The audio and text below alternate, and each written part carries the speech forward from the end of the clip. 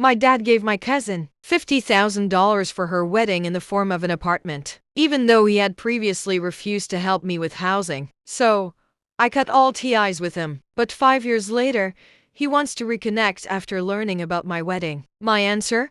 Full story and updates. My name is Madison, and my childhood was filled with the kind of privilege most people only dream about. Our house looked like it belonged in a magazine, spacious rooms, a perfectly manicured lawn, and a pool that hosted countless summer parties. My father's business success made it all possible, and he never let us forget it. Madison, honey, remember, everything we have comes from hard work, my dad would say, his voice carrying that familiar mix of pride and authority. I'd nod, trying to absorb the lesson, though at that age, I was more interested in hanging out with my cousin, Emma, than understanding the value of money. Emma was practically my sister, even though technically, she was my cousin. Just a year younger than me, she was the daughter of my father's younger brother, Uncle Peter.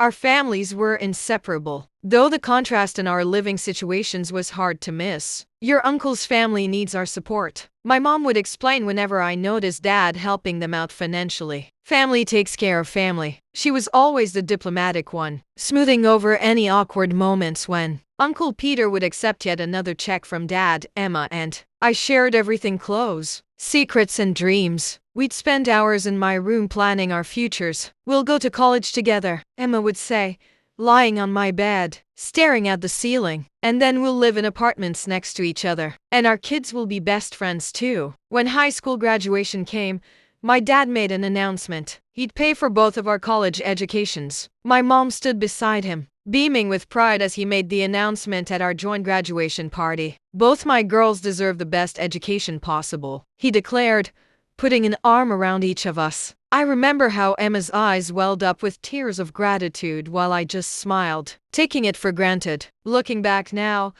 I should have noticed the signs. But at the time, I was just happy to have my cousin's sister by my side as we packed our bags for college, ready to take on the world together. College flew by faster than expected, and before I knew it, I was walking across the stage to receive my diploma, my family cheering from the audience. Armed with my degree, I landed a job at a marketing firm, and everything seemed to be falling into place. Well, almost everything. Hey, Dad, I've been thinking about getting my own place, I brought up one evening during dinner. I've been browsing apartment listings online. You're an independent woman now, he cut me off, putting down his fork. You have a good job. It's time for you to stand on your own feet. Your mother and I gave you a great education, but now it's time for you to earn your own living. Mom nodded in agreement. I felt like I had been slapped. So, I ended up in a tiny one-bedroom apartment, watching my savings grow at a painfully slow rate while half my paycheck went to rent. But I was determined to prove I could do it on my own. A year later,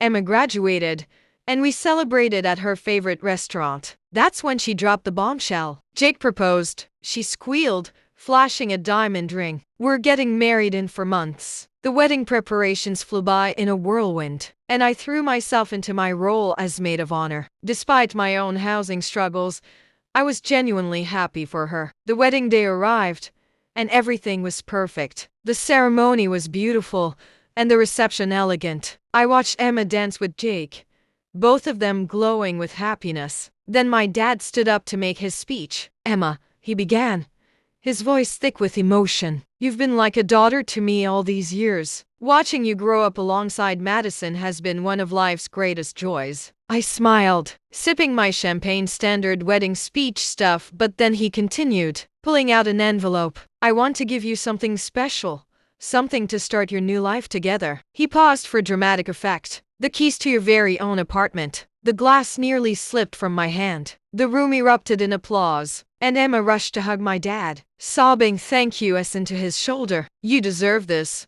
he said loudly enough for everyone to hear. I love you like my own daughter. I sat there frozen, my mind spinning. The same father who had told me to stand on my own 2 feet had just handed Emma an apartment. I gripped my champagne glass so hard, I thought it might shatter, but I kept smiling, kept playing my part. This was Emma's day after all. 3 days later, I showed up at my parents' house. My hands were shaking as I rang the doorbell, but my voice was steady when Dad opened the door. We need to talk, I said, walking past him into the familiar living room. "What's on your mind, Madison?" He settled into his favorite armchair, perfectly calm, as if nothing had just shattered my world. "Really?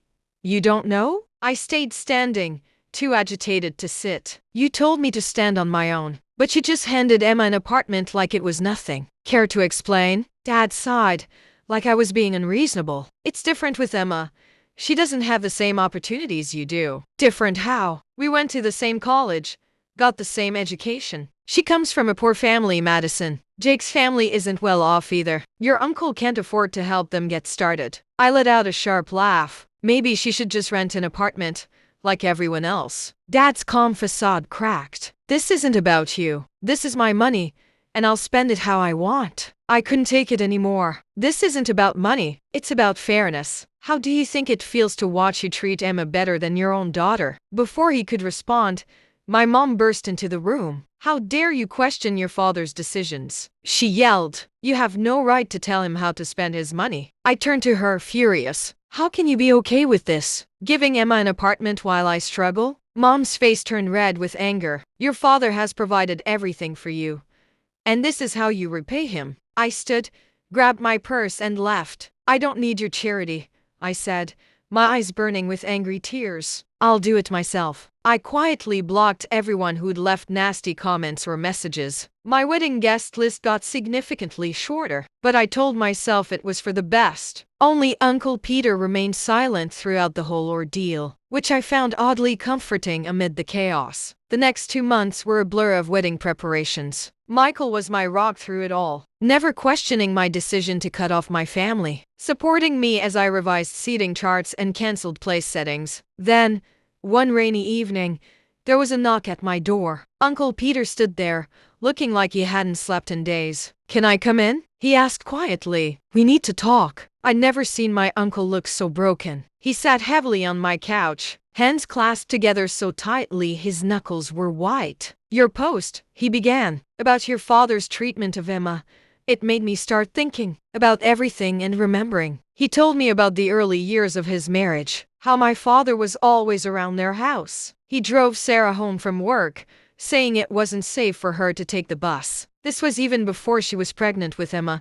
He was always bringing her gifts, expensive ones. I thought, God, I was such a fool. I thought he was just being a generous brother. Uncle Peter's voice cracked. He reached into his jacket and pulled out an envelope with trembling hands. "I had to know. After your post, I just had to know." The DNA test results were printed on official laboratory letterhead. My uncle had collected hair samples from all 3 of them himself, Emma, my father, and himself. The results were unequivocal. Uncle Peter's genetic match to Emma showed only an uncle's relationship, 84%, while my father showed a 99.99% paternal match. "Sarah confessed everything today," he whispered. 25 years. They've been having an affair for 25 years since before Emma was even conceived. We sat there until well past midnight, piecing together memories that suddenly made horrifying sense.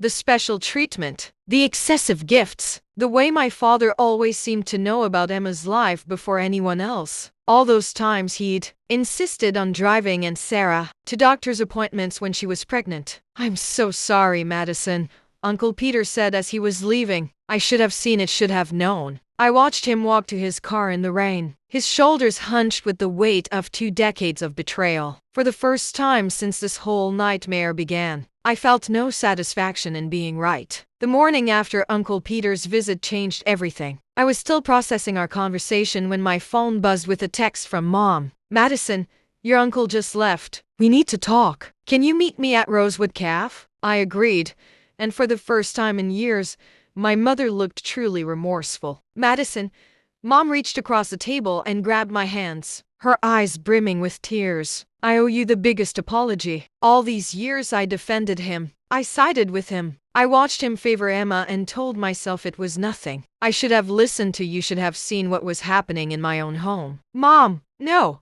Let me finish. When you posted about your suspicions, I was so angry. I thought you were trying to hurt me, but I was wrong. You were right all along." A week later, my father came storming over to my apartment, his face purple with rage. "Are you happy now?" he shouted, pushing past me into my apartment. You've destroyed everything. 2 families destroyed because you couldn't keep your mouth shut. I destroyed nothing, I replied, surprised by how steady my voice was. You did this 25 years ago. You made a choice that would destroy these families. I just exposed the truth. Truth? His face twisted. Well, I won't be at your wedding. How's that for truth? I wasn't planning to invite you, I said quietly. Uncle Peter stepped in to fill the void my father left. One evening, I had something to ask him. I took a deep breath. Would you walk me down the aisle at my wedding? There was a long pause, and I heard him clear his throat several times before he could speak. Madison, I would be honored.